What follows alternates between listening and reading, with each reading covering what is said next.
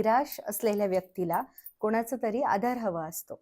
म्हणून ती व्यक्ती सतत माणसांच्या शोधात असते. जे लोक आयुष्यात आहेत त्यांच्यापासून दूर जाऊन जे आयुष्यात नाहीयेत त्यांचा पाठलाग करते. स्वतःला अशा ठिकाणी बसवण्याचा प्रयत्न करते जे ठिकाण तिच्यासाठी बनलेलंच नसतं. एक असा साचा असतो ज्या साच्यामध्ये बसवण्यासाठी ती स्वतःला इतकं लवचिक बनवते, पण तरीही ती व्यक्ती तिथे फिट होऊ शकत नाही. याचा अर्थ तो साचा वाईट असतो का? नाही. फक्त तो तिच्यासाठी बनलेला नसतो. 100 दिवस बदलाचे स्वतःला आजमावण्याचे या सीरीजमधला आजचा आहे दिवस 14वा. आज आपल्याला हे जाणून घ्यायचं आहे की समोरचा व्यक्ती आपल्याला समजून घेऊ शकत नाही आणि आपणही त्याला समजावून सांगू शकत नाही. कारण प्रत्येकाच्या नजरा वेगळ्या असतात.